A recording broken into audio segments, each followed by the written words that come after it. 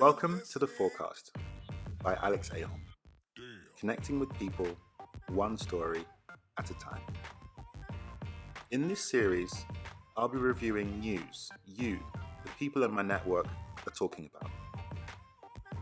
As a business founder, D&I consultant, and community builder, I know great content inspires. I'm going to react to today's story, and then Jazz, the AI, will read it aloud to you. We have so much to cover, so please like, follow, share, and let's get started.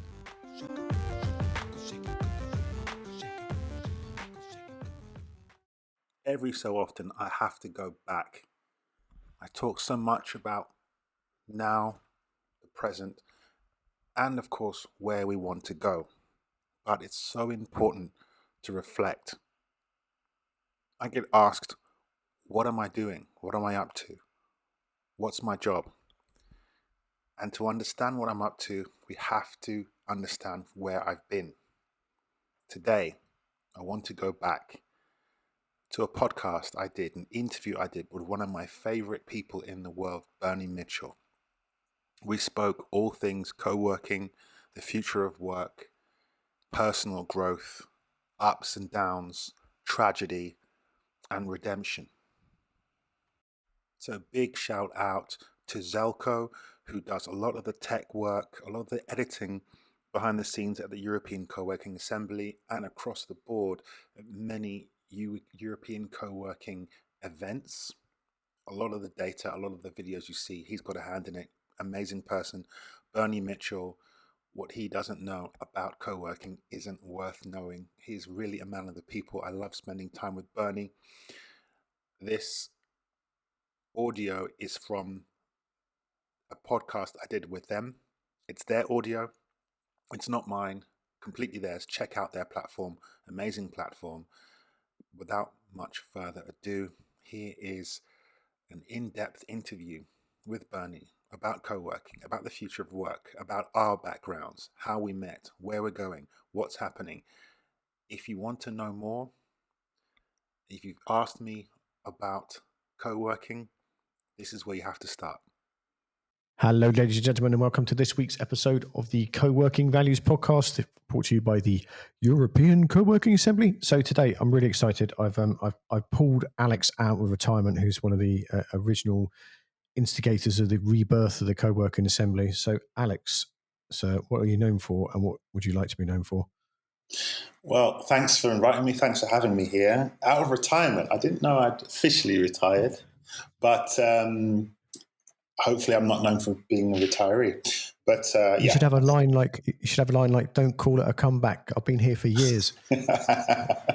I should. I'll work on that. I'll work on my rapping. I think famously had a co-working space for five years or so, physical space. Ran the community kind of a year or so before I opened the space. Started that from scratch. Moved to Germany from the UK and started that, and that grew into a community that found a home in my co-working space. And since then I do a bit of speaking, public speaking, consulting. Really into just building communities, making sure they're inclusive, making sure people are happy and fulfilled at work, and getting busier. Always could be even more busier. I saw a video the other day, which was don't get spooked that I track these things, but it was a promotional video for Coworking Europe. And the moment I met you was at Coworking Europe in Italy in 2015, and they just done something with a microphone and an interview with you at the lower end of the hall, and then you turned around and I heard your accent, and that was when I went, "Oh, it's another English guy at Coworking Europe." Yeah, and he went, "Oh, I am English, but I live in Hamburg," because I thought I'd found another kindred soul there. But, so that 2015 was like 100 years ago in co-working. So before we get on to we have a few articles, folks, that we're going to discuss here about going back to the office and things like that. But so the people say things like that very quickly. Oh, I opened a co-working space. But then moving to another city in another country is enough trauma and excitement, and then like finding, I always get the impression, and correct me if I'm wrong here, you needed to find somewhere to work. Like a lot of people, I think, start co-working spaces. You need to find somewhere to work, couldn't find it, and then ended up doing your own thing. Is that an accurate assumption? So yeah, I moved to Germany after realizing, London is definitely my home. I love it, miss it, but it's also my comfort zone. And I'm ambitious. I've always have been. My wife is also ambitious. She's kind of more corporate traditionally, and it just became clear to both of us that maybe we needed a move to experience something different and to kind of grow our skill set, all that kind of stuff. So we had a lot of conversations, and we decided as a family to move to Hamburg. Long story short, but when I got here, I couldn't transfer with Apple, which is what I was working before, and so I started to kind of meet people in the freelance community. I started to meet people, entrepreneurs, solo entrepreneurs, freelance. Well, I said freelancers already. These kind of people, just to creative people as well, just to kind of see. I've always been interested in kind of the way people work and what they get out of it. I've always tried to get a lot emotionally and socially out of work. And I just met people who were drained from work and depressed and stressed and unhappy with their boss and happy with their life and really had no sense of purpose from their work. And that's, I just don't like to hear that. So, I realized quickly that there weren't many people here trying to do anything about that. I just very quickly realized that that's something I need to do. And you're right. I didn't have a job, so to speak. And it was difficult in Germany. I don't speak German. So finding a job here was near on impossible, especially something that I could put my heart and soul into, which is again what I'm all about. So I started to build this following, this community, this group of people who had a common purpose and a common goal, and I fashioned that into a community, and that moved into, as I said, a co-working space. That seems like such a long time ago now. Yeah. And then when was it you had to wind it down? Was it like 2019, 2020? I forget now. Yeah, so the end of 2019. So that was just before the start of, well, not the start of Corona, but just when we were hearing reports of a strange flu in Asia, and that was when I was closing down. Yeah, because this has obviously come up a lot last year, and when I worked in work hubs with Phil, so it wasn't even my business, and when he closed that because it had just, it wasn't economically viable to run it right next to Euston Station like it was, and but there's this like massive sense of what I would now call grief after speaking to people last year, because there's people both of us know and love who have had to close their spaces in 2020.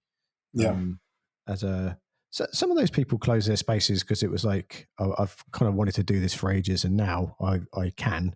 And others had to fight to the death to try and keep it open. And for many different reasons, quite unfortunately, quite often it's like a greedy landlord meant they had to just knock it on the head. But there's what was it? Was it, how long did it take you to get over that? For me,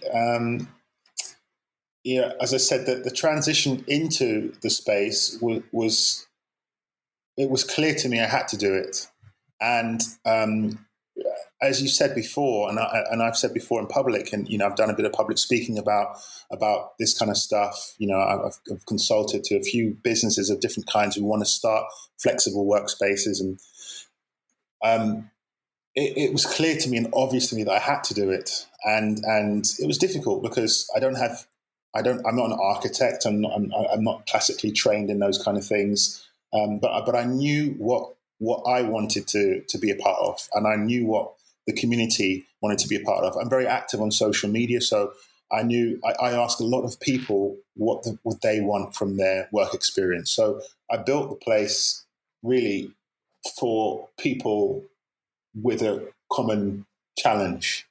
And I did it alone. I didn't have any investors. I didn't have any co-founders. I didn't have a golden egg or anything like that. And so it's a lot of hard work, a lot of sleepless nights. It put a stress on the family for sure. Put a stress on me, obviously. But I say all that to say that I tried everything, and I did everything for that chapter. So when you come to a point when you realize that a new chapter is coming, if you've done everything you can, then it also, there is a certain amount of peace. There was a certain amount of positivity, and so it wasn't, the closing down part was not as hard as one might think, because I tried everything. And I said that to my kids. I've got 3 kids. I say that to my kids. If you put everything into something, if you put 100% effort into something, if you fail, or if you learn, or if it doesn't work the way you want it to, you can hold your head up high, and because you know you've tried everything. And I think a lot of people know, especially in the European continent. I've traveled a lot. We've traveled a lot, speaking about these kind of stories. We've blogged and done these things before, and we're still, co-working, flexible work. It's still in its infancy in this way. So we were early pioneers. We were early actors. We are early actors. But in terms of the mental side of it, the closing down part wasn't that difficult for me. I was proud of what I've achieved and what I've learned, and all those people that I served and all those businesses that I helped. I'm happy with what I've learned and what I've done, and closing the doors doesn't change that. I remember seeing you at Coworking Europe in Warsaw, and you looked a lot lighter, and there was an air of accomplishment about you as well, as we were just by the food trolley.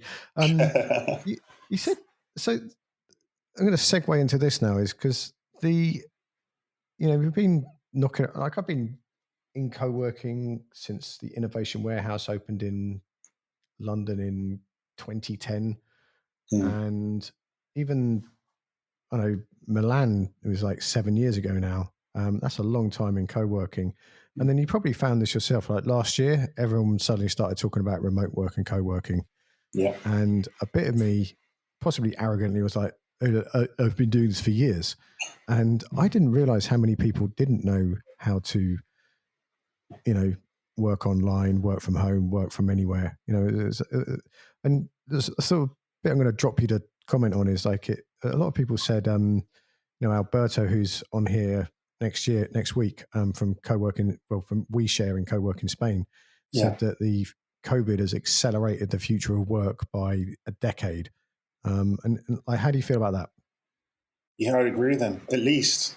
As you said, we've been speaking about these things for a long time. I remember some household name companies, reaching out, asking me about working from home and working remotely and working in co-working spaces.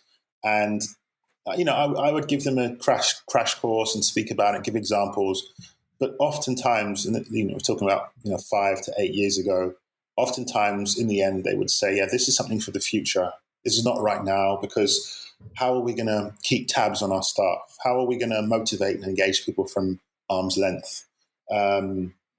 We've just spent millions of dollars or euros on office blocks. Do you really think we're just going to let people work from home from shoddy Wi-Fi? And what they were trying to say is they were afraid of change, and they didn't know how to deal with it. And what's happened, through COVID, for that part, is that we've been thrust into change, and some people have been pushed unwillingly into this environment where they've had to work from home, or they've had to allow their staff to work from home. And all those people who said, "Yeah, I would, but it just never worked," they've been proven wrong, and they're now thinking, "Wow, what Bernie and Alex and Janine and Joanna and all these people were saying." they were right. It can work, and it does work. So it's not a silver bullet, and we'll talk about that. It's not perfect, but this is evidence that the workplace was ripe for a change. The old way, the old normal, wasn't working for many people, and this is just another possible solution. And we have to embrace that and learn from what we've learned in the last year or so, and keep on tweaking, keep on adapting. So about all that future work stuff, there's the article about Spotify, which we'll put a link in the show notes, folks. But it lists a whole load of like Twitter, Salesforce, Facebook, blah blah blah blah blah. But Spotify says it's letting its employees work from anywhere while still paying San Francisco and New York salaries. So there's a lot of heavy hitter names in there. And then also this week, the guy from Goldman, some shiny bank, I can't remember. That's it, Goldman Sachs. Yeah. Goldman Sachs said everyone's got to come back to the office. And I don't know whether it's because they're a very traditional thing. And then there's some comments, lots of comments on LinkedIn about you should work from the office and people need to be where they are. And even there's a couple of friends of mine that head up big teams in companies. And, they're good people. They're nice parents and everything like that. But they are like, if they can't see their employees, they are really upset in a really old-fashioned command and control kind of way. Yeah. And the other thing is Rowena, who we podcasted with earlier on in the year or earlier on last year, and she's done a lot of work about remote work. And one of the things that surprised me, this is back last summer, is like Slack is very. You think Slack is a really cool company, but it's not prepared to work remotely, even though it has arguably a remote work product. But Microsoft just absolutely killed it last year because they have always been a predominantly work from anywhere company, even though you think of them as this kind of, hello, like the ultimate in corporate. Yeah. But what do you think? Why is there this? Why one lot of people? Is it the age of the company? One lot of people are saying one thing, and one lot of people saying another, or culture? What is it? Yeah, culture is a big thing. There are some companies that the culture is a bit more flexible, a bit more open, transparent, curious, and those are the kind of characteristics you need in these uncertain times. Since COVID has come in, it's blown everyone into a spin.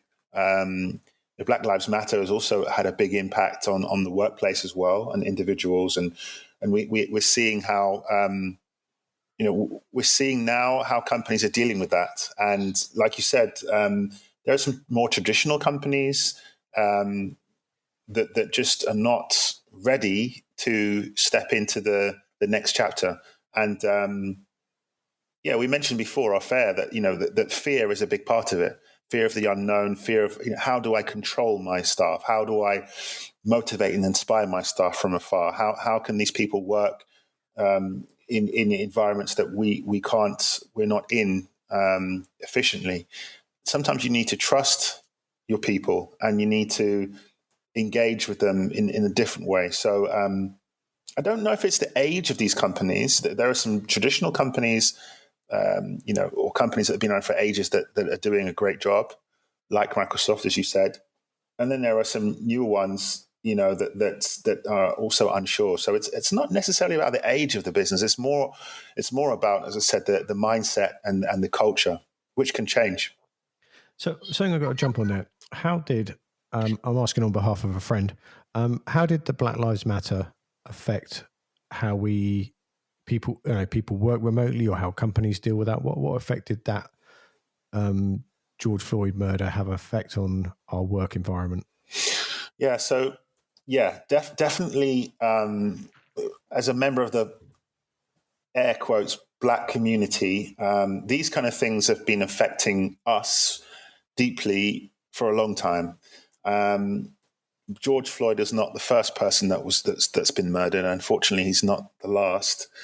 So these things have a bigger impact on us socially, and oftentimes I've had friends who very sensitive to these things. And when these things happen, it's hard to go into work and be smiley and motivated and have the same output. And when that happened last spring, summer, a lot of people started to feel very uneasy and uncomfortable and emotional about what was happening, what they realized has been happening. So it has an impact on us because we're people at the end of the day. We're not machines. We're not just kind of drones on a factory line. We have emotions and feelings.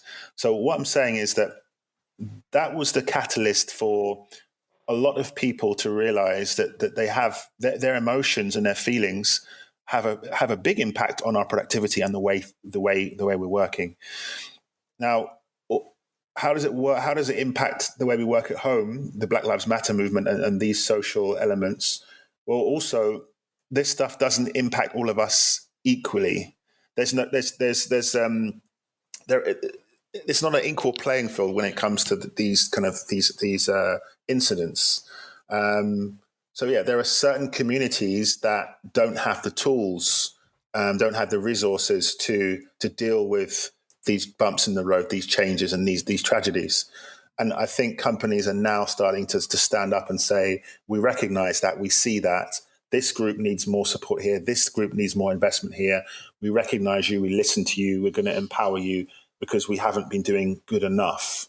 So the Black Lives Matter situation and more accurately, kind of the anti-racism movement, that is now a very important topic at work, just as kind of work from home, remote work is, because, as I said, some groups working from home have it better than other groups working from home. And it's not just black or white. There are other groups as well. So what have the clients you've worked with in the last year around diversity and inclusion in companies, what are like the top three things they ask you? Is it like, do they go like, oh, how can we not be racist? Or like, what I was going to say that. I was going to say that. I'm not being racist, but one company did literally say to me, can you teach us how not to be racist? And I laughed, and then kind of he laughed, and then I said, what do you mean by that? And he gave it was a story where there was a bit of racism going on. Young team. It was a startup, and only a little bit. Only a little bit. Yeah, only a little bit. It was a young team. It was a team of a few friends from university, and they didn't realize that they had blind spots. They had prejudices. They didn't realize their biases. They didn't realize that at one point they were excluding and discriminating. And there was a situation at like a Christmas party or something, and it got out of hand. And from there, they knew there was a problem. And actually, it was my activity on, I think it was LinkedIn and doing podcasts and stuff, that they kind of heard about me, and he just reached out and said, yeah, we want to stop being racist. But that was cool because he was very, he didn't pull any punches. He didn't mince his words. He called a spade a spade. Yeah. But people ask that. People say, well, we've heard a lot about unconscious bias. We've heard a lot about microaggressions. We don't know so much. We've been reading books about this for ages, but we're still not there yet. Can you help us? That kind of thing. That happens a lot. So what's unconscious bias? Again, I'm asking for a friend, Of course. Well, we all have biases. We all have thoughts that that are unconscious, that we don't necessarily control. And some they're there, and I have a workshop on this, but they're there in some ways to protect us. But if we don't protect ourselves from that mechanism, we, like that CEO, can find ourselves discriminating too much. So really what we need to do is kind of check ourselves before we wreck ourselves. You see what I did there? Yeah, Ice Cube.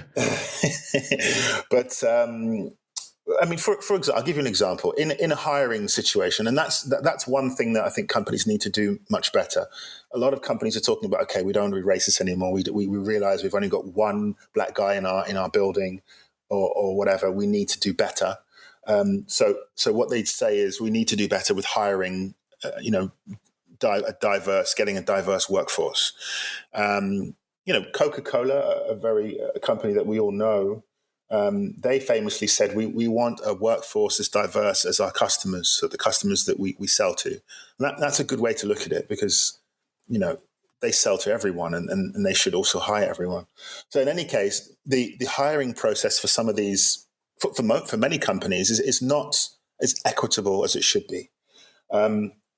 So I try to tell people who are hiring to make sure that they are checking their bias. So one bias would be, for example, you have an interview situation, the interviewer sits down and says, "Oh, I see you went to the same university as me," for example. "Oh, you went to London University or Oxford." So did I.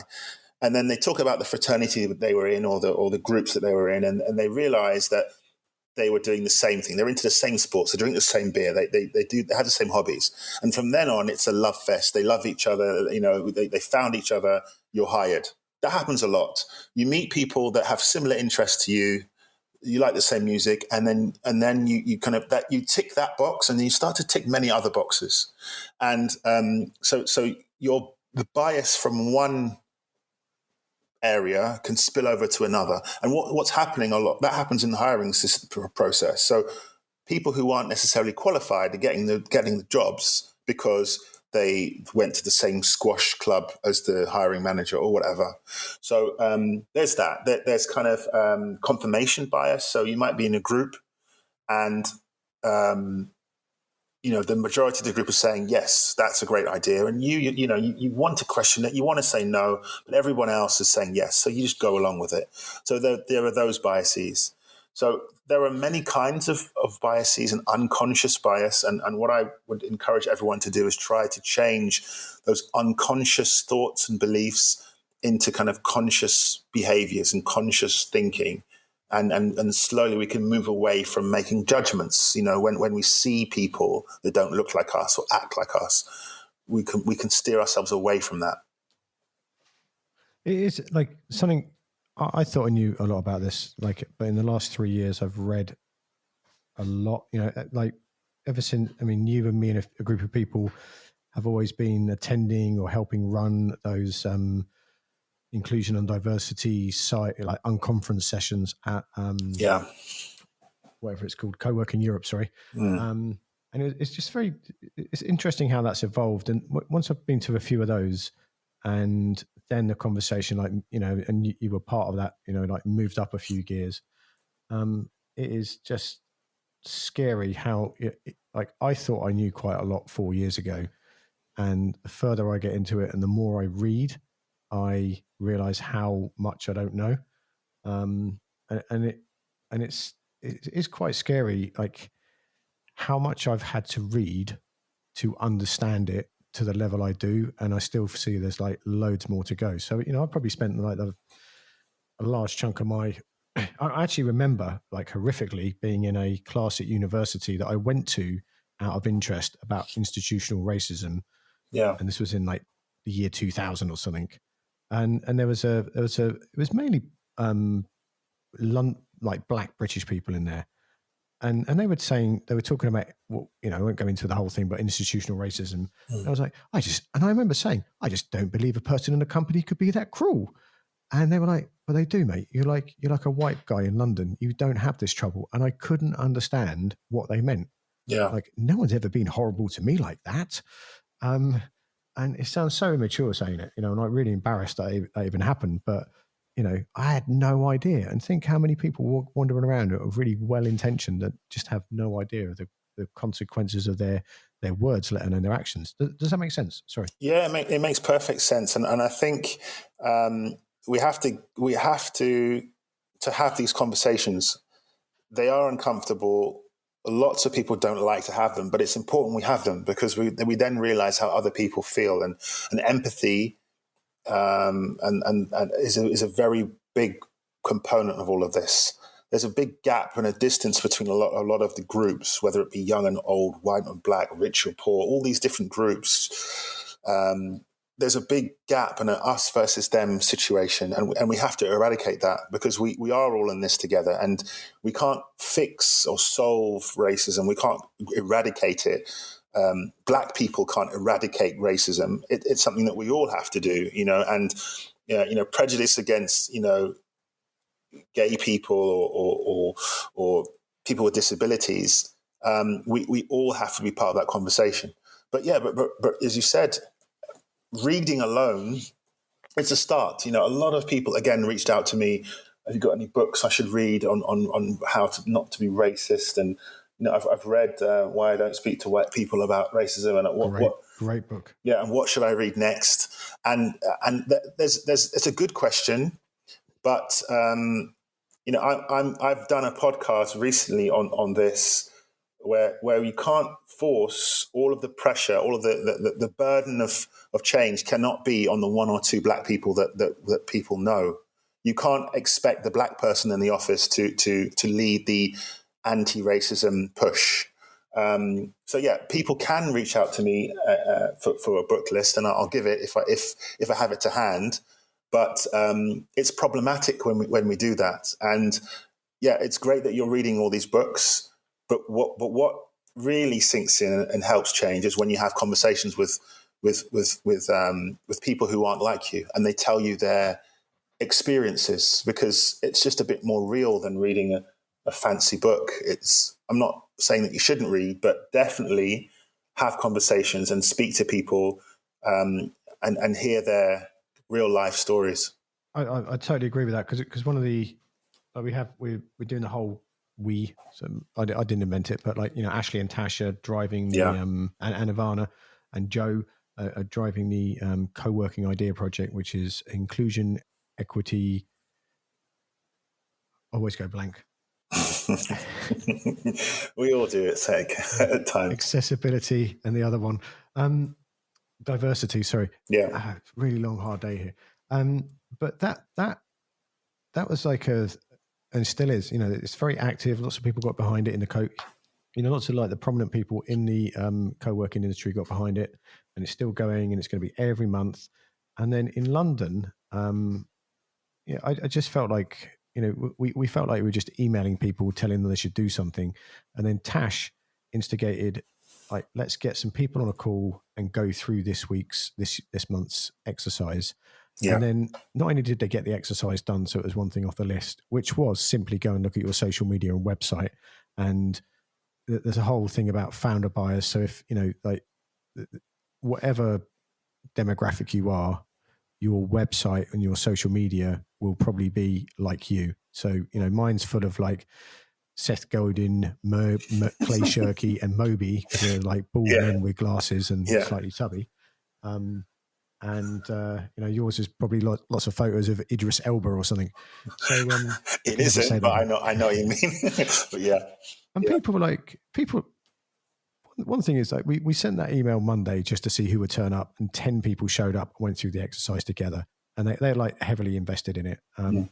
And it was a micro action. But my point is, I've gone off track here, sorry, is that people just started talking about what we're talking about now. And it's not often you get that chance to, have an open conversation about it.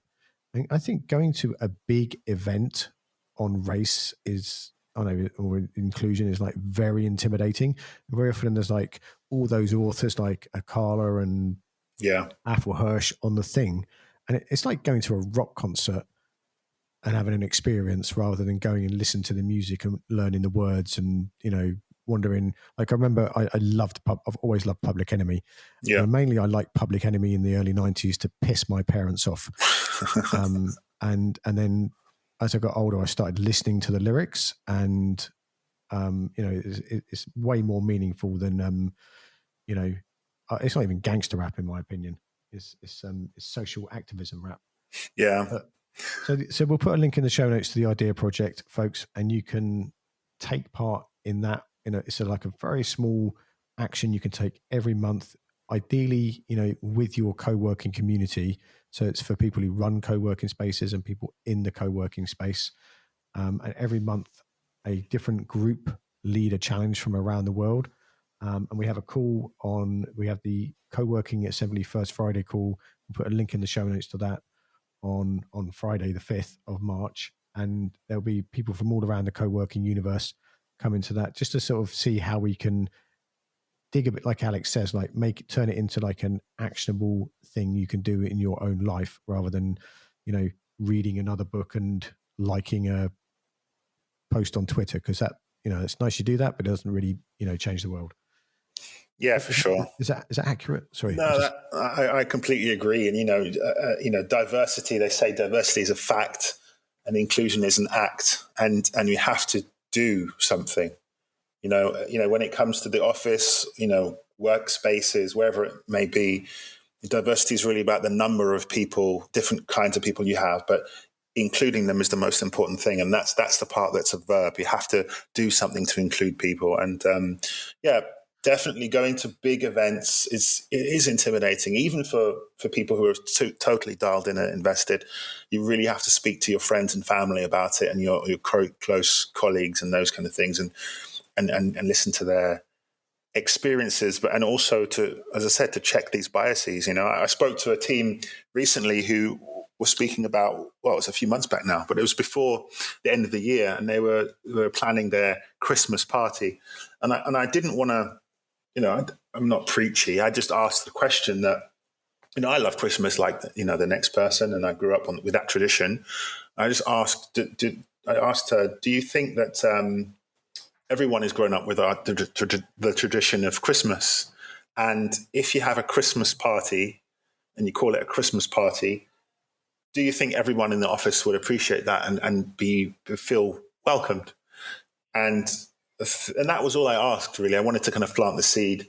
And we had a great conversation. And in the end, she realized that they had done a push recently to hire more people from different communities. And there were a number of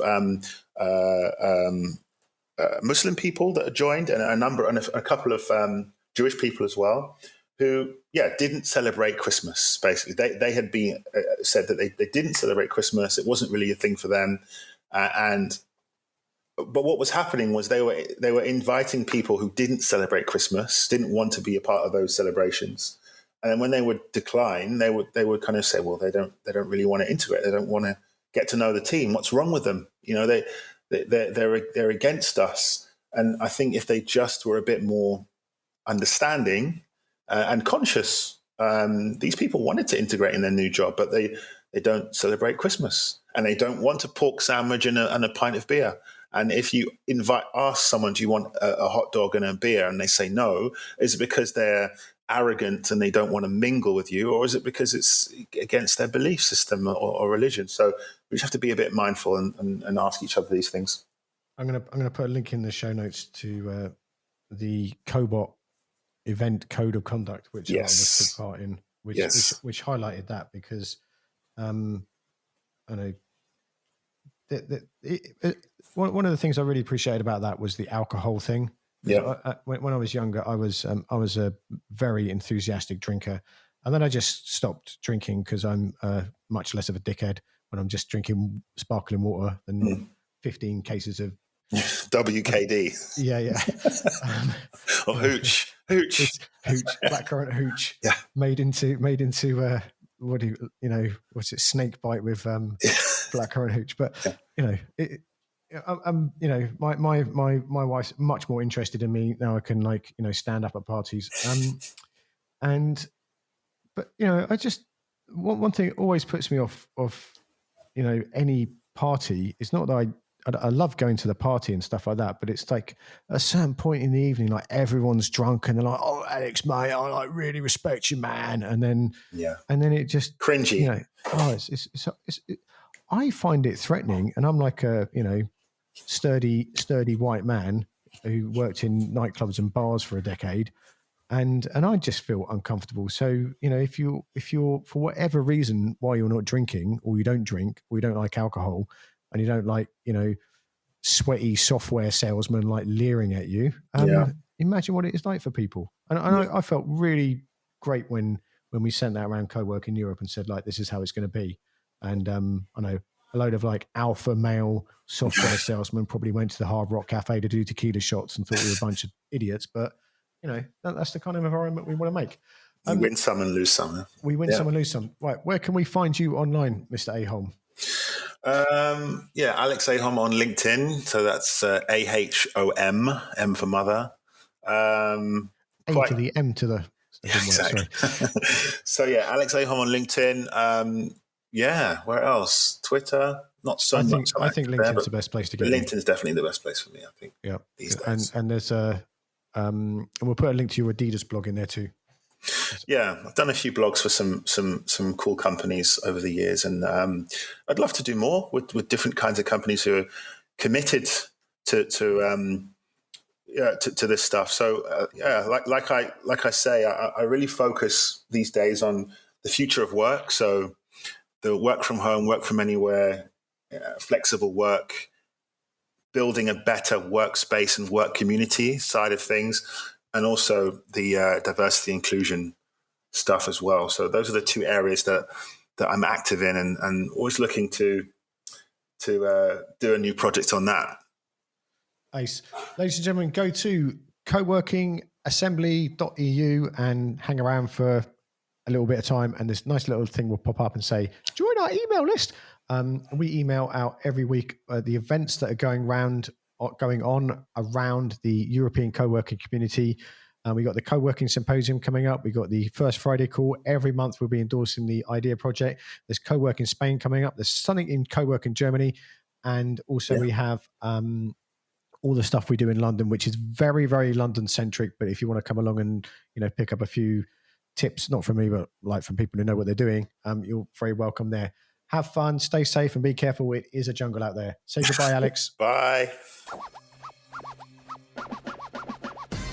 Once again, thanks for listening. That was a clip from a podcast I did all about the future of work, co-working, where it's going, where it is, where it's been, my background, Bernie's background.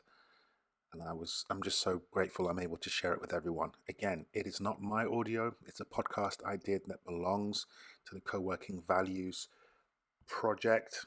And of course, check them out. Check the Coworking Assembly out. They're doing great things across Europe. A very diverse team that cares completely and utterly about co-working, the future of work, and community building. This is Alex Ahom for the Forecast Podcast. I will see you next time. Thanks again.